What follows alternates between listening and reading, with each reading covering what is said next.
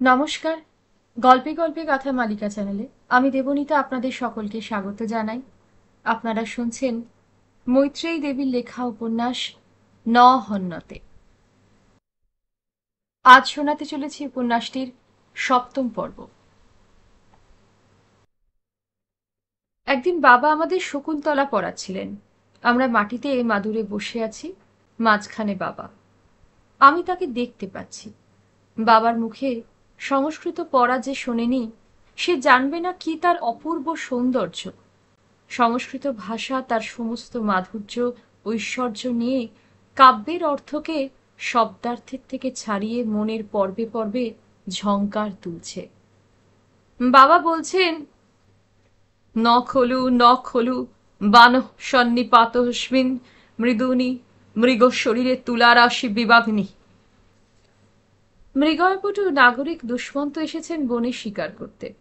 বনের মৃগরা সরল, অসহায়, মৃদু অর্থাৎ কোমল। দুষ্মন্ত রথের উপর থেকে উদ্যত ধনু। এখনই তিনি বাণ ছুড়বেন। বনবাসীরা এই নিষ্ঠুরতা করতে নিষেধ করছেন। তারা দুই হাত তুলে বলছেন, মেরো না, মেরো না বাণ, তুলার রাশিতে আগুন দিও না। এই বাণ কার? মদনের? এই মৃগ কে? শকুন্তলা? কুসুমতুল্য কোমলা, বলকলেও মনোজ্ঞা, পুষ্পাভরণা শকুন্তলা, অনভিজ্ঞা সরলা। নাগরিকদের আচার আচরণ তিনি কিছুই জানেন না। তিনি মৃগ। দুষ্মন্ত একটু পরেই তাকে স্বরবিদ্ধ করবেন, পুষ্পরাশিতে আগুন দেবেন। এখানে তারই পূর্বাভাস দেওয়া হচ্ছে। এটা সাজেস্টিভ, যে ঘটনা পরে ঘটবে তারই আভাস দেওয়া হলো। আমি ভাবছি ভাবছি ভাবছি, বাবা ঠিকই বলেছেন, মৃগয়া। কিন্তু আমি সরলা তো নই নিশ্চয়ই। অভিজ্ঞতাও তো অনেক হলো। এর স্বর আমি তুলে ফেলবই ফেলব। পরের দিন আমি মাকে বললাম, মা, তুমি বাবাকে বলো আমি পরীক্ষা দেব। এখনো তো 3 মাস আছে, সিলেবাস এনে দিন, যথেষ্ট সময় আছে। যথেষ্ট বই কি, ইচ্ছা হলে তোমার আর কতক্ষণ লাগবে? মার খুব আনন্দ হয়েছে, আমাকে খোশামত করছেন। তোমার বাবা বলেন, কত সাধ করে নাম রেখেছি, ও জ্ঞানের অমৃত পান করবে, ব্রহ্মবাদিনী হবে। তোমার বাবার আশাটা পূর্ণ করো মা, সামান্য কারণে জীবনটা তছনছ করে ফেলো না।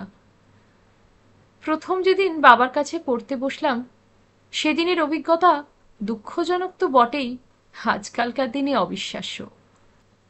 বাবা আমাকে বলছেন, অদ্ভুত তদ্ভাবে চির কতগুলি দৃষ্টান্ত লেখো। আমি মন দিতেই পারছি না। বাবা ঘোরাফেরা করে এসে বসলেন। আমি শূন্য খাতা হাতে নিয়ে শূন্য দৃষ্টিতে বসে আছি। যাকে ব্রহ্মানন্দ জ্বলে যাওয়া বলে বারবার হয়েছে তাই। এতটুকু একটা মেয়েকে বশে আনতে পারছেন না। কি হয়েছে কি? সব কি গুলে খেয়েছ? লিখছ না কেন? লেখো লেখো। আমার হাত আরো অনড় হয়ে গেছে। কিছু তো মনে পড়ছেই না। হঠাৎ বাবা আমার গালের উপর প্রকাণ্ড এক চড় মারলেন। 5 আঙুলের দাগ বসে গেল। কিন্তু কি আশ্চর্য, আমার ব্যথা লাগলো না। মা ছুটে এলেন। কি ব্যাপার কি? এত বড় মেয়েকে তুমি মারলে? বই ফেলে বাবা উঠে পড়েছেন। অসহ্য অসহ্য ওর এই গোয়ার তুমি, ইচ্ছে করে পড়বে না। মা চুপ করে রইলেন। সেদিন বাবার উপর নয়, মার উপরেই আমার অভিমান হয়েছিল। কারণ বাবা যা ঠিক মনে করেছেন তাই করেছেন, মা যা ঠিক মনে করেছেন তা তো করতে পারছেন না। মা জবরদস্তির কাছে মাথা নিচু করেন। এ ভুলের খেসারত তাকে দিতে হয়েছিল। বাইরে বেরিয়ে, অর্থাৎ বসবার ঘরে যেখানে আমি পড়তে বসেছিলাম, সেখান থেকে বেরিয়ে সিঁড়ির কাছে দেখি শান্তি দাঁড়িয়ে আছে। সে আমার দিকে জল ভরা চোখে চাইল। দেখ রু, আমি আর এ বাড়িতে থাকবো না। আমি ভাবছি, আমাকে তো থাকতেই হবে, কারণ সে তো আর আমার খোঁজই করলো না। আমি আর যাব কোথায়? মধুপুরে গিয়ে কারোরই শরীর ভালো হলো না। সেখানে পুকুরের জলে স্নান করে প্রত্যেকেই এক এক রকম ব্যাধি সংগ্রহ করল। ভাইটির বয়স 4, তার সাংঘাতিক টাইফয়েড। সাবির যৌবনে প্রবেশের অসুখ। সেই সময় ও মানসিক আঘাত পেয়েছে আমার জন্য। তারপর আমি তো মাকে হয়রান করে ফেলেছি। মার কষ্টের চূড়ান্ত হচ্ছে। এর মধ্যে বাবা বললেন তার সব রকম পরীক্ষা করানো দরকার, সেজন্য হাসপাতালে কেবিন নিয়ে থাকবেন। মেডিকেল কলেজে কেবিন নেওয়া হলো। বিরাট ঘর। তখনকার হাসপাতাল কি পরিচ্ছন্নই না ছিল। পাথরের মেঝে, ধপধপ করছে বিছানা, আসবাব চমৎকার। বাবার সব রকম পরীক্ষা হচ্ছে। শরীরে তো কষ্ট নেই। রাশি রাশি বই আসছে, পড়া হচ্ছে। সন্ধেবেলা অগন্তি ভক্ত শিষ্য সমাবেশ, আড্ডা, গল্প, আলোচনা। খাবার হাসপাতালে যা দেয় ও বাড়ি থেকে যা নেওয়া হয় তা প্রচুর। অতিথিদের খাওয়ানো চলে। কেবিনে আত্মীয় স্বজনকে থাকতে দেয়। মা তো আসতে পারেন না। আমি সারাদিন থাকি। মা এক টাইফয়েডের রোগী নিয়ে হিমশিম খেয়ে যাচ্ছেন। তখনকার দিনে টাইফয়েড বড় ভয়ঙ্কর অসুখ ছিল। মাকে সাহায্য করবার কেউ নেই শান্তি ছাড়া। আমি তো বাবার কাছে সারাদিন তার পরিচর্যা করছি। একদিন হাসপাতালে বাবা আমাকে আস্তে আস্তে বললেন, রু, তুই আর কবিতা লিখবি না? আমি চুপ করে রইলাম। আসলে আমি তখন কবিতা লিখছিলাম, কিন্তু যা লিখতে চাই তা এত স্পষ্ট হয়ে পড়ে যে তাতে কোনো আড়াল থাকে না। অমল লেখা কি কাউকে দেখানো যায়? সবাই যে মনের ভিতরটা দেখে ফেলবে। প্রায় একটা বই লেখা হয়েছিল। আমি শুনেছি ব্যক্তিগত জিনিসকে নৈবর্তিক করে তোলাই সাহিত্যের কাজ। আমার যা তা সকলের হলো, কিন্তু তা হচ্ছিল না। বড় নির্লজ্জ রকম আমার কথা হয়ে যাচ্ছিল। ওই সময়কার একটা কবিতা আমার মনে আছে। আমি শেক্সপিয়ারকে জিজ্ঞাসা করছিলাম, তখন তুমি কোথায় ছিলে শেক্সপিয়ার, যখন আমি বারান্দায় দাঁড়িয়েছিলাম? ওটা জানালা নয়, বারান্দা। তাতে তফাৎ কি? সে বাড়ি সামান্য একটা দোতলা ভাড়াটে বাড়ি, ধনী গৃহের অলিন্দ নয়।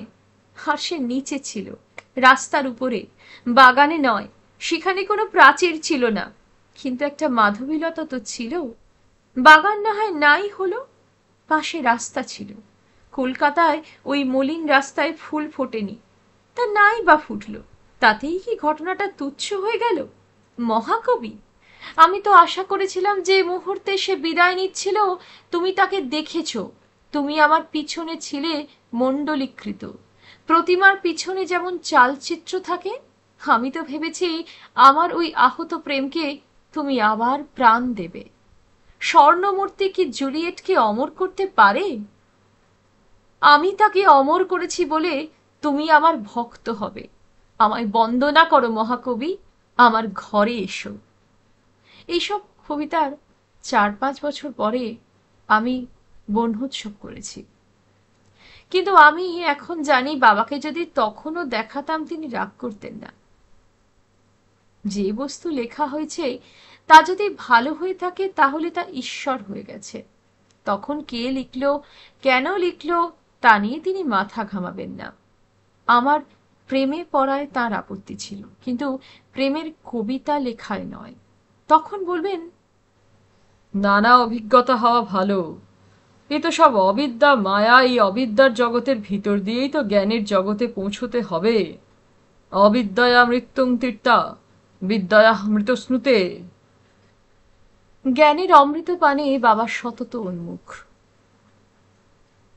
অবিদ্যার জগতের সুখ দুঃখ কাতর যে মানুষ বাস করে তাদের জন্য তিনি তত ভাবিত নন।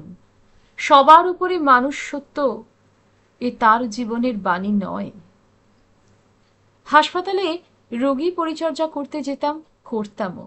সারাদিন বাবাকে পড়ে শোনানো, বিকালে যেসব অতিথি অভ্যাগত আসবে স্টোভে তাদের জন্য খাবার তৈরি করে রাখা ইত্যাদি কাজ করতাম। বাইরে থেকে এখন আমি স্বাভাবিক, কিন্তু ভিতরটা কিছুতেই ঠিক হচ্ছে না। সন্ন্যাসী হয়ে বনে বাদারে বেড়াবার কথা ভাবলেই আমার বুক ভেঙে কান্না আসে। অনুশোচনায় জ্বলতে থাকি।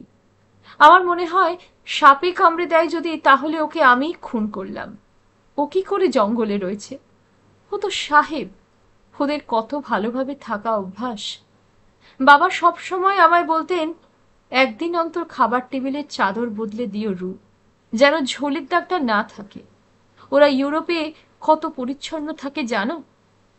এসব কথা যখন মনে পড়তো তখন বাইরেটা স্বাভাবিক রাখতে হতো বলেই ভিতরটা রক্তাক্ত হয়ে যেত। বাবার সামনে দুর্বলতা প্রকাশ করতে আমার লজ্জা বোধ হতো, আত্মসম্মানে লাগতো। তাই আমি খুব হাসি খুশি থাকতে চেষ্টা করতাম। তা সত্ত্বেও একদিন হাসপাতালেই অজ্ঞান হয়ে পড়ে গেলাম। ঠিক অব্যবহিত কারণটা কি ছিল মনে পড়ছে না, হয়তো ছিল না কিছুই। ডাক্তার বললেন নার্ভাস ব্রেকডাউন হবার উপক্রম হয়েছে। মা তো ভেবেই অস্থির। বাবা বলতে লাগলেন, একটু মনের জোর করলেই ঠিক হয়ে যায়, তা করবে না তো কি হবে? ইচ্ছে করে এরকম করছি, আমায় জব্দ করবে।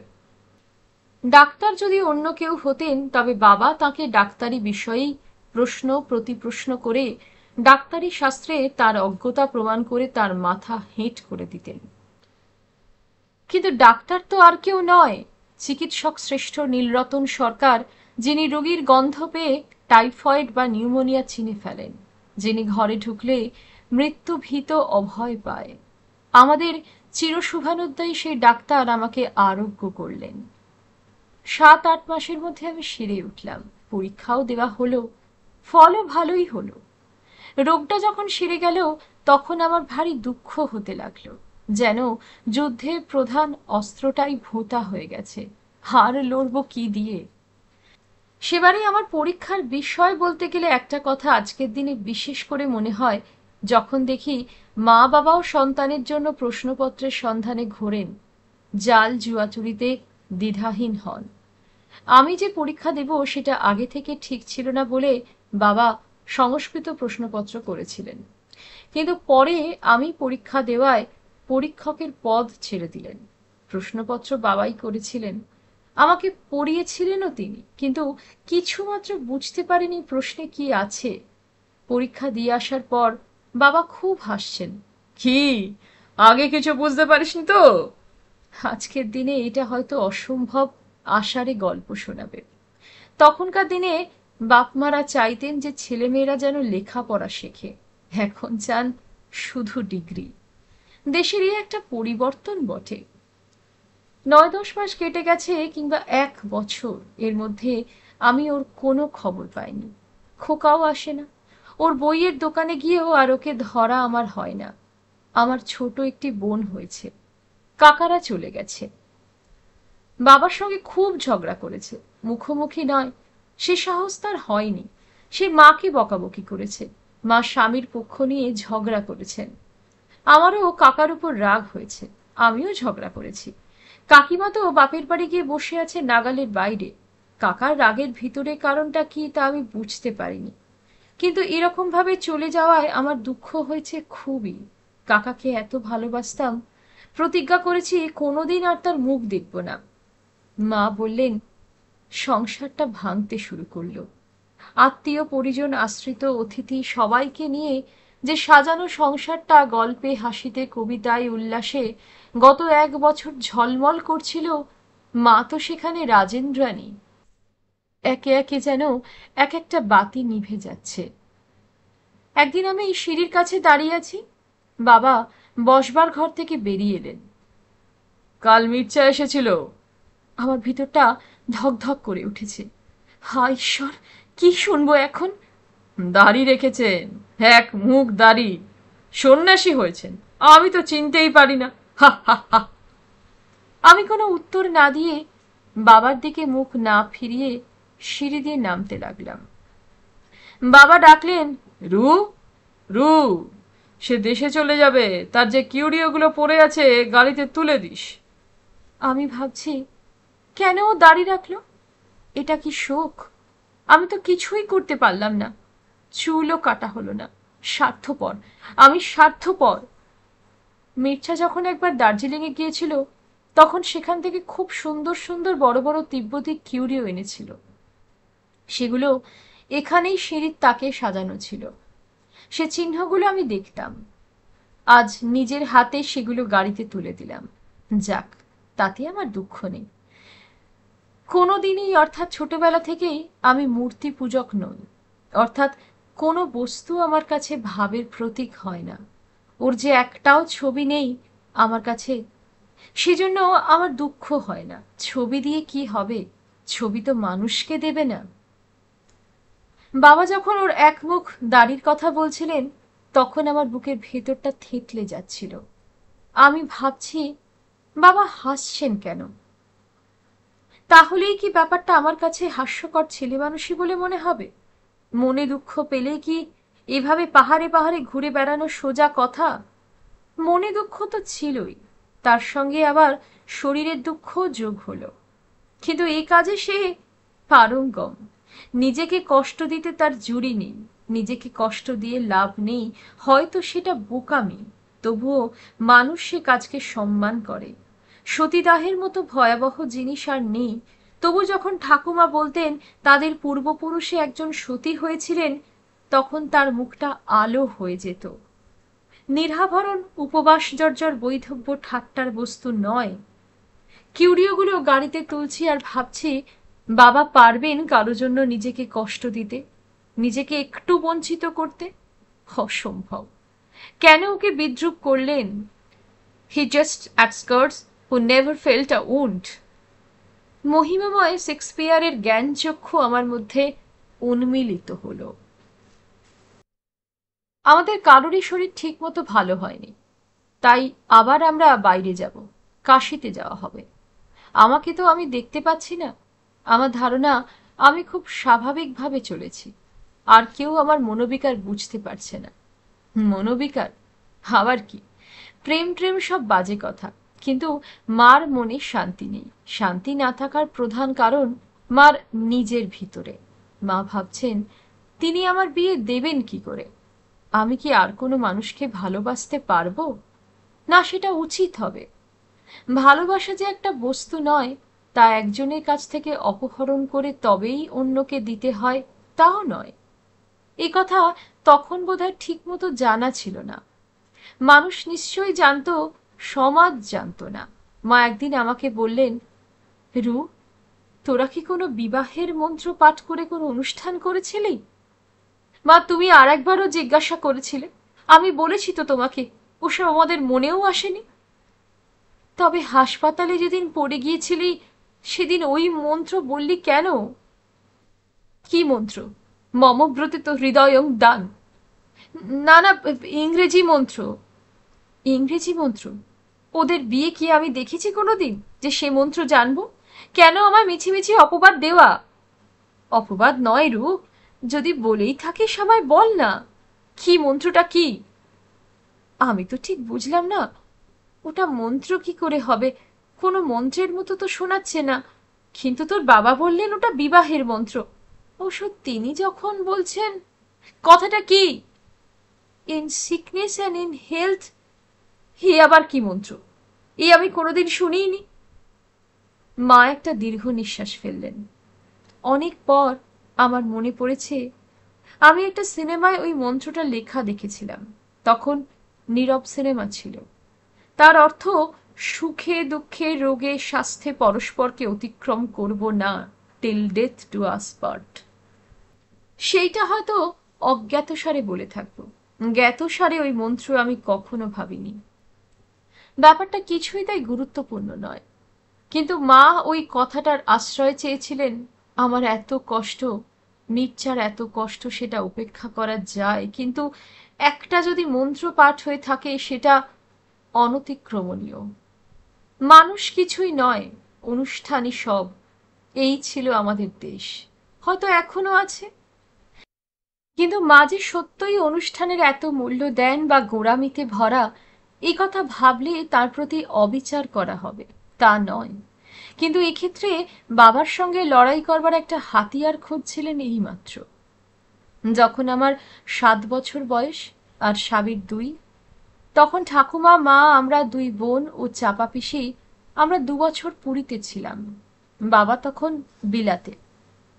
একদিন জগন্নাথের মন্দিরে গর্ভগৃহের সামনে দাঁড়িয়ে আছি।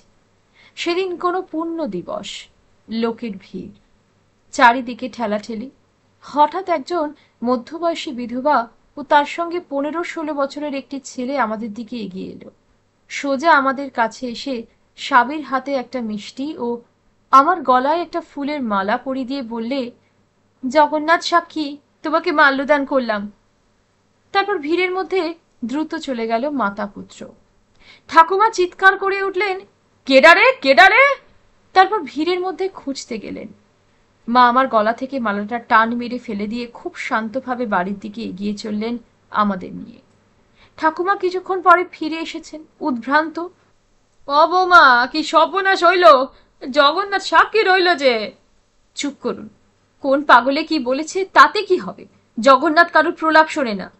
ও বৌমা, ঠাকুমা কপালে করাঘাত করছেন, আজ যে অমুক তিথি। আপনি একেবারে চুপ করুন, আপনি একটিবারও এ কথা বলবেন না, আমি তাহলে কালই কলকাতা চলে যাব। পরে মা আমাকে বলেছিলেন, ওদের হয়তো কোনো মানত ছিল জগন্নাথের সামনে অমুক তিথিতে কোনো কুমারী কন্যাকে মাল্যদান করবে। অদ্ভুত এই দেশ, বিচিত্র তার সংস্কার, যা বুদ্ধিমান মানুষকেও নির্বোধ করে তোলে। অন্তরের দিক থেকে মা কতখানি সত্যাশ্রয়ী ও সংস্কারমুক্ত ছিলেন তার অনেক দৃষ্টান্ত আছে। তার একটি কাজে তা বোঝা যাবে। এরকম কাজ আজও এদেশে কম মেয়েই পারবে। 1924 বা 25 সালে আমার বয়স তখন 10। আমরা কালীঘাটে একটা বড় বাড়িতে ছিলাম। সে বাড়ির দুপাশে দুটো দারোয়ানের ঘর ছিল। একটা ঘরে আমাদের দুর্দান্ত প্রতাপ দারোয়ান সুরজপাল থাকত। একদিন দেখি সে বিমর্ষভাবে তার জিনিসপত্র বার করে অন্য ঘরে, যেখানে দুটি ভৃত্য থাকে, তাদের সঙ্গে রাখছে। দারোয়ান, এই ঘর খালি করছো কেন? মাজি কা হুকুম। কেন, কার জন্য? মহারানী কা ওয়াস্তে। অনেক জিজ্ঞাসার পরে জানলাম পাঁচি হচ্ছে সেই মহারানী। পাঁচি আমাদের বাসন মাজার ঠিকাঝি। কয়েকদিন আগে মাকে দেখেছি, তাকে খুব বকছেন আর সে মার পা ধরে কাঁদছে। সেই পাঁচির জন্য দারোয়ানকে ঘর ছাড়তে হলো। আমি ভাবছি ও হয়তো কান্নাকাটি করে আদায় করেছে। অবিচারের বিরুদ্ধে আমি সর্বদাই সংগ্রামী, তাই আমার রাগ হচ্ছে, আশ্চর্যও লাগছে। দারোয়ান এই রহস্যভেদ করতে নারাজ, তাই আমার সমস্ত রকম জ্ঞান দায়নি ঠাকুমার কাছে গেলাম। ঠাকুমারও সমস্ত অভিযোগ জানাবার জায়গা আমি। তার ধারণা বাড়ির মধ্যে কেবল আমিই তাকে ভালোবাসি। ঠাকুমা, তুমি কাঁদছ কেন? এ বাড়িতে আর থাকবো না খুকি, এ বাড়ি অপবিত্র হয়ে গেছে। কি হয়েছে ঠাকুমা, কি হয়েছে? আমি তার গলা জড়িয়ে ধরলাম। তুমি চলে গেলে আমিও চলে যাব। ওই পাঁচি চাঁদ বাড়ি কাজ করে বেড়ায়, কোথা থেকে পাপ এনেছে ওটা পাপিষ্টা। ওর সঙ্গে এক বাড়িতে থাকলে 14 পুরুষ নরকে যায়। তা তোর মা দয়ায় গলে গেছে, ওকে দারোয়ানে ঘরে রাখবে, ও সেবা করবে। আর তোর বাবা হয়েছে বউয়ের ভেরুয়া, বউ যা বলবে তাই, মা কেউ নয়। বাবাকে হঠাৎ ভেড়া কল্পনা করে আমার খুব হাসি পেল। কিন্তু পাঁচি কেন পাপিষ্টা, কি কি পাপ করেছে তা জানবার জন্য ঠাকুমাকে অতিষ্ঠ করে তুললাম। ঠাকুমা মার ভয়ে বলতে নারাজ। তা আমার সঙ্গে পারবেন কেন? আর তার নিজেরও যথেষ্ট বলার ইচ্ছা। ওর যে সন্তান হবে, বিধবার সন্তান হওয়া মহাপাপ, তাছাড়া মারানোও পাপ। আমি মার কাছে গিয়ে বললাম, মা, পাঁচির কেন সন্তান হবে? বিধবার সন্তান হওয়া মহাপাপ, তাকে তুমি এ বাড়িতে রাখবে কেন? মা বিস্ফারিত চোখে তাকিয়ে আছেন। তোমাকে এসব বলল কে? ঠাকুমা নিশ্চয়। খানিকক্ষণ চুপ করে থেকে মা বললেন, রু, ছেলে হওয়া তো মানুষের হাতে নয়, তাই না? ভগবানের কাজ। মানুষ কি মানুষ বানাতে পারে? বিধবার সন্তান না হওয়াই উচিত, কিন্তু ভগবানও মাঝে মাঝে ভুল করে ফেলেন, তখন মানুষের বড় কষ্ট হয়। মানুষের কষ্ট হলে, বিপদ হলে মানুষকে সাহায্য করতে হয়, সেটা কখনো অন্যায় নয়। আত্মীয় স্বজন, ছেলে মেয়ে, ভৃত্যকুল নিয়ে একটি বিরাট দল আমরা কাশী গেলাম। সেখান থেকে মা, বাবা, আমি ও আমার সদ্যজাত শিশু ভগ্নীটিকে নিয়ে দিল্লি, আগ্রা হয়ে ঋষিকেশ, লক্ষ্মণঝোলা যাব। ঋষিকেশ যাব ভেবেই আমার মনটা আনন্দে ভরে গিয়েছে। মনে হচ্ছে যেন ওখানে গেলেই ওর সঙ্গে দেখা হবে। অথচ আমি তো জানি ও দেশে চলে গেছে। তবে এমন মনে হচ্ছে কেন? যুক্তির নাগালের বাইরে যেসব ভাব আমাদের সঙ্গে লুকোচুরি খেলে, এও তার একটি। আমাদের ভ্রমণের জন্য কোনো অংশ আমার মনে নেই, শুধু হরিদ্বার ও ঋষিকেশ ছাড়া। হরিদ্বার থেকে একটা মোটর ও একজন গাইড জোগাড় করে আমরা স্বর্গদ্বারের দিকে রওনা হলাম। এই প্রথম হিমালয়ের আশ্রয় পেয়েছি। দেবতার আশ্রয়ের মতো তার নিশ্চিন্ত শান্তি। সমুদ্রের বাতাসের প্রভাব আছে মনের উপরে, কিন্তু পাহাড়ের মতো নয়। চারধারে বড় বড় সোজা সোজা গাছ, এদের নাম জানি না। নদীর এত গতি কখনো দেখিনি, বাতাসের এমন সূক্ষ্ম স্পর্শ আগে কখনো পাইনি। আমার বুকের ভিতর সবগুলি স্ফুলিঙ্গের উপর ঠান্ডা বাতাস লাগছে, মনে হচ্ছে আগুনটা নিভে যাবে। মির্জা এখানে এসে ভালোই করেছিল। বাতাস শুধু তো ঠান্ডা নয়, বাতাসে আরো কিছু আছে। কি আছে? হিমালয় নামে নগধীরাজের কি মহিমা আমি কি জানি। আমি তো আগে কখনো ভাবতেই পারিনি প্রকৃতি মানুষের মনকে শান্ত করতে পারে। শকুন্তলা পদ্ম পাতায় শুয়েছিল, আমি ভাবতাম কবিত্বের মধ্যেও একটা সম্ভবপরতা থাকা চাই। আমাকে পদ্মফুল দিয়ে কবর দিলেও শান্তি পাব না। আমরা একটা সমতল ভূমি দিয়ে চলেছি, দুধারে শন বন, গাড়ির মাথার চেয়েও উঁচু। সেটা ঠিক কোন জায়গা পরে আর চিনতে পারিনি। হঠাৎ গাড়ি বিগড়ে গেল। মা আর আমি তো ররুদ্যমান শিশুটিকে নিয়ে বিব্রত। এমন সময় গাইড হঠাৎ বললে, এই শনের বনে শের থাকে। আমি আবার হিন্দি বিদ্যায় একেবারে অজ্ঞ। আমি ভাবছি শের তো ওজন, এখানে যে শের থাকে সে বস্তুটা কি? বাবা আঁতকে উঠেছেন। কি সর্বনাশ! শের থাকে? তবে এখানে আনলি কেন রে হতভাগা? বাবা যত রেগে উঠছেন, গাইড তত নির্বিকার মুখে বলে যাচ্ছে, মত ঘাবড়াইয়ে। শেরেরও তো প্রাণের ভয় আছে, আমরা হর্ন বাজালেই পালিয়ে যাবে। আমি মনে মনে ভাবছি, দেখো আমরা এতজন আছি তবু ভয় পাচ্ছি। এখানে একলা একলা ঘুরতে লাগবে কেমন? হাসির কথা নয় মোটেই। স্বর্গদ্বারে গিয়ে আমরা নৌকার ওপারে গেলাম। এই প্রথম আমি পার্বত্য নদী দেখলাম, এর পরে তো তারই তীরে জীবন কাটিয়েছি। ঢালুর উপর দিয়ে বয়ে আসছে বলে সে প্রবলা, পাথরে পাথরে ঘা খেয়ে খেয়ে তার স্বচ্ছ জলরাশি ঘূর্ণমান, কখনো ঊর্ধ্বত্থিত চূর্ণীকৃত। মুখে চোখে এসে বিন্দু বিন্দু ঠান্ডা জল লাগছে। বাবা এক অঞ্জলি ভরে পান করলেন, আমরাও করলাম। কি অপূর্ব স্বাদ! অমন মিষ্টি প্রাণ জুড়ানো জল আগে কখনো খাইনি। এ যে অলোকানন্দা! আমরা তো স্বর্গে পৌঁছে গেছি, স্বর্গের দরজা পার হলাম। আমি মুখে চোখে জল দিয়ে নদীর বন্দনা করলাম। সুরনর নিস্তারিণী, পাপ তাপ নিবারিণী, পতিত পাবনী সাগরগামিনী গঙ্গে। স্বাভাবিকভাবে স্বতঃস্ফূর্ত আনন্দে কবিতা বলায় বাবা খুশি। বল বল, সবটা বল। আমরা ওপারে এসে পৌঁছেছি। পাহাড়ে পায়ে চলা পথ দিয়ে আমরা এগুচ্ছি। ছোট্ট বোনটাকে একবার মা নিচ্ছেন, একবার আমি।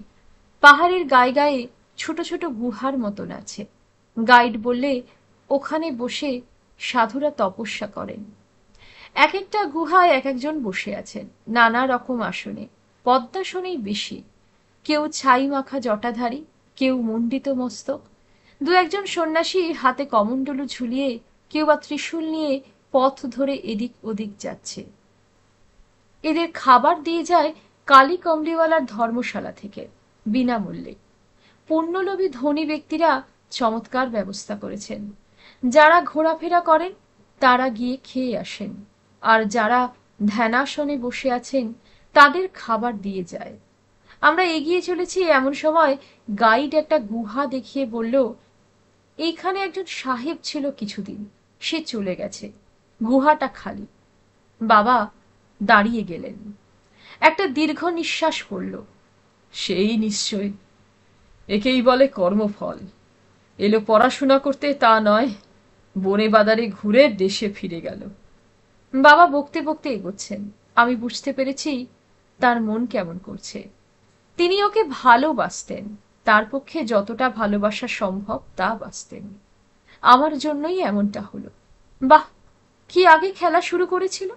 আমি আত্মপক্ষ সমর্থন করছি, কিন্তু আমার মনে পড়ছে না এর আরম্ভটা কোথায়, শেষ কোথায় তা তো জানি।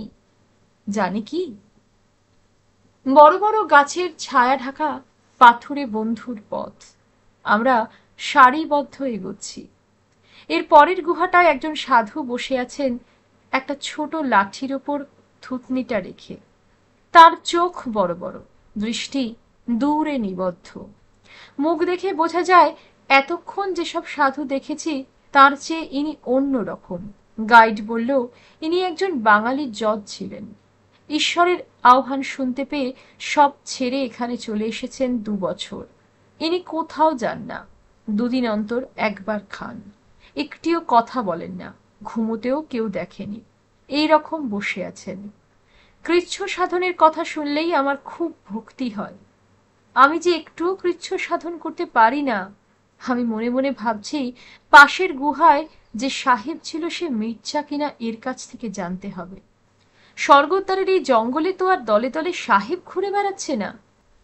আমি ওই জজ সন্ন্যাসীর গুহার সামনে হোঁচট খেলাম, আমার পায়ে লাগলো। আমি বাবাকে বললাম, তোমরা একটু এগিয়ে যাবে তো যাও, আমি এখানে অপেক্ষা করি, আমার পায়ে লেগেছে।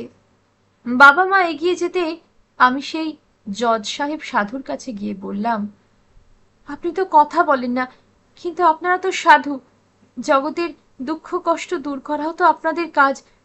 ওই গুহায় যে সাহেব ছিল তার কথা একটু বলবেন, তার নাম কি মির্জা? সন্ন্যাসীর মুখে রেখাপাত হলো না, অনিমেষ দূরবদ্ধ দৃষ্টিতে কোনো ভাব নেই। আমি কাঁদতে লাগলাম, বলুন না বলুন, আমার বড় জানা দরকার, একটা কথা বললেই কি আপনার সাধনা নষ্ট হয়ে যাবে? কোনো ফল হলো না। আর একজন আগন্তুক এসে দাঁড়িয়েছে, সেই ব্যাপার দেখে অবাক হয়ে গেছে। হঠাৎ এই বনের মধ্যে জটাধারী গুহাবাসীর কাছে বসে সুন্দরী তরুণীর রোদনের দৃশ্য তাকে খুবই অভিভূত করেছে। মানুষের উপর সম্পূর্ণ নির্দয় হয়ে ওঠার মতো উপযুক্ত সিদ্ধিলাভ তার তখনও হয়নি। সে বললে, মাত্র ইয়ে, যতই না কেন তুমি কাঁদো, উনি কিছুতেই কথা বলবেন না। তুমি কি জানতে চাও মা? ওই গুহায় যে সাহেব ছিল তার নাম কি? নাম তো জানি না, সাধু সন্ন্যাসীদের নাম কে জিজ্ঞাসা করে? তুমি তাকে দেখেছো? হ্যাঁ। দেখতে কি রকম? সাহেবের মতো। সাহেবের মতো মানে? মানে ফর্সা। কতটা লম্বা? চোখে চশমা আছে? লম্বা সে হাত দিয়ে দেখিয়ে দিল। চোখে চশমা আছে কিনা সে বলতে পারে না। আমি ফিরে ওই গুহায় গিয়ে ঢুকলাম। চারিদিকে দেখছি কোথাও নাম লেখা আছে কিনা, কিছু লিখে রেখে গেছে কিনা। তন্ন তন্ন করে দেখছি, আমার বুক ধড়ফড় করছে, যেন দেওয়ালের গায়ে নামটা দেখলেই ওকে দেখা হবে। আমি পাগলের মতো খুঁজছি, এক্ষুনি মা বাবা এসে পড়বেন। কোনোখানে কিছু লেখা নেই, বাংলা অক্ষরে কয়েকটা অঙ্ক কষা আছে। আবার আমার বুদ্ধি ও নির্বুদ্ধিতে লড়াই লেগেছে। নির্বুদ্ধি বলছে, এ তো ইচ্ছে করে আমায় কষ্ট দেওয়া, এখানে একটা নাম কি লিখে যেতে পারতো না? তাতে তো আর বাবা ওকে বকতেন না, এইটুকু করতে কি হতো? আবার বুদ্ধি বলছে, বারে, সে কি করে জানবে তুমি এখানে আসবে? এজন্য অত উতলা হবার কারণ কি? অত রাগি বা করছো কেন? কিন্তু আমি অভিমানের সমুদ্রকে শাসন করতে পারছি না। তার তরঙ্গ উত্তাল হয়েছে। আমার কি শক্তি আছে, কি সাধনা আছে যে এর সঙ্গে লড়াই করব? এখানে যে একটা নাম লেখা নেই সেটা ইচ্ছা করেই করা হয়েছে, আমার সঙ্গে সম্বন্ধ ছেদ করবার জন্যই করা হয়েছে, আর কিছু নয়। দূরে গাইডের সঙ্গে বাবা কথা বলছেন, গলা পাওয়া গেল। আমি বেরিয়ে জজ সাধুর কাছে বসলাম। এ লোকটা কথা বলে না ভালোই, নইলে বাবাকে বলে দিত। আমরা রাস্তা পেরিয়ে ঘাটের দিকে চলেছি। নৌকায় অনেক ভিড়, দড়ি ধরে বসতে হয়। কিছুদিন আগে পাথরে ধাক্কা খেয়ে নৌকা উল্টে 30 জন লোক মারা গেছে। এই নদীতে নাকি একবার পড়লে আর রক্ষা নেই। এত স্রোত যে অত্যন্ত বেগের সঙ্গে পাথরে পাথরে ধাক্কা লেগে লেগে মুহূর্তের মধ্যে মানুষের শরীর চূর্ণ বিচূর্ণ হয়ে যাবে। আমি নৌকার কিনারে বসেছি, ডান হাত বাড়িয়ে জল ছুঁচ্ছি। আর মনে হচ্ছে নাম না লিখে যাওয়ার উপযুক্ত শাস্তি দেবার এই সময়। আমি যদি এখানে পড়ে যাই মুহূর্তের মধ্যে শেষ হয়ে যাব। আমি তো কৃচ্ছ সাধন করতে পারি না। এবার একটা চূড়ান্ত শারীরিক কষ্ট পেয়ে দেখাই যাক না, উপযুক্ত শাস্তি হবে তাহলে। কি করে উপযুক্ত শাস্তি হবে সে তো টেরই পাবে না। টের পাবে না কি আর? বাবা যা একখানা চিঠি লিখবেন 1 নম্বর মেলোডি স্ট্রিটে, সেই মহাশয়টি সে চিঠিখানা পড়ে অজ্ঞান হয়ে যাবে। বাবা লিখবেন, তোমাকে আমি বিশ্বাস করেছিলাম, আশ্রয় দিয়েছিলাম, অন্ন দিয়েছিলাম, শিক্ষা দিয়েছিলাম, পরিবর্তে তুমি আমায় মৃত্যু দিয়েছ। তোমার প্রতি স্নেহই আমার সেই ছিদ্র, যে পথে শনি হয়ে প্রবেশ করে তুমি আমার সংসার ধ্বংস করেছ। আর মা বাবা দুজনেরই উপযুক্ত শিক্ষা হবে। প্রতিহিংসার উল্লাস আমার মাথায় ঘুরপাক খাচ্ছে। হঠাৎ মা বললেন, রু, একটু সরে বস। ও কি, অত ঝুঁকছিস কেন? আমি কল্পনা করছি মিলুকে, ও মাথা কুটে কুটে কাঁদবে। দিদিমা, শান্তি, খোকা সকলকে মনে পড়ছে। ঠাকুমা বলতেন, ঠিক মৃত্যু সময়ে সকলের মুখ মনে পড়ে। আমার তাই হয়েছে নিশ্চয়ই, সকলকে মনে পড়ছে। সকলকে? হঠাৎ আমার কোনো মানুষ নয়, ভবানীপুরের আমার ঘরের দেওয়ালে যে ছবিটা টাঙানো আছে, মখমলের টুপি পরা, যে ছবি দৃষ্টি তুমি যেদিকেই যাও তোমাকে অনুসরণ করে ফিরবে, সেই ছবিটা দেখতে পেলাম। সেই অন্তর্ভেদী দৃষ্টি আমার দিকে তাকিয়ে আছে, আমায় বলছে, ছি, তুমি এই এত অল্পে পরাজিত হয়ে গেলে? তাহলে আমার গান তোমার জন্য নয়। আমি যেন মোহাচ্ছন্ন অন্ধকার থেকে মুখ বাড়িয়ে সকালের আলো দেখতে পেলাম। বাবা হাত বাড়িয়ে আমাকে টেনে নিলেন। সরে আয়, অত ধারে কেন? আমি যে বাবাকে শিক্ষা দেবে বলে ঝাঁপ দিতে চাইছিলাম, তারই গলা জড়িয়ে বুকে মাথা রেখে কাঁদতে লাগলাম। মা খুব ব্যস্ত হয়ে উঠলেন, বলতে লাগলেন, ও আবার কাঁদে কেন? বাবা বললেন, চারিদিকে সুন্দর দৃশ্য, সুন্দর জায়গা দেখলে বরাবরই ওর চোখ দিয়ে জল পড়ে। বাবা সবটা হালকা করে দিচ্ছেন। আর পারছেন না ওরাও, এই শোকভার সহ্য হচ্ছে না। আমরা হরিদ্বারে ফিরে এলাম। বাংলোর বারান্দায় বসে আছি, নদীর শব্দ শোনা যাচ্ছে। কল্লোলিনী নদী, এদেশের প্রাণবহা পুণ্য সলিলা গঙ্গার ধারা আমাকে ধুইয়ে দিয়ে যাচ্ছে। আমি চোখ বুজে ভাবছি, এতদিনে ওই গানটার মানে বুঝলাম। কখনো বিপথে যদি ভ্রমিতে চাহে এ হৃদি, অমনীয় মুখ হেরি শরমে সে হয় সারা। আজকের মতো শেষ করলাম ন হন্যতে উপন্যাসটি। ভালো লাগলে লাইক করবেন, শেয়ার করবেন। চ্যানেলটিতে আরও অনেক গল্প উপন্যাস আমি পাঠ করেছি, সেখান থেকেও গল্প উপন্যাস শুনতে পারেন। পাঠ ভালো লাগলে অবশ্যই সাবস্ক্রাইব করবেন এবং আপনাদের বন্ধু বান্ধব, আত্মীয় স্বজন যারা গল্প উপন্যাস শুনতে ভালোবাসেন তাদের কাছে একটু শেয়ার করবেন। ভালো থাকবেন, ধন্যবাদ।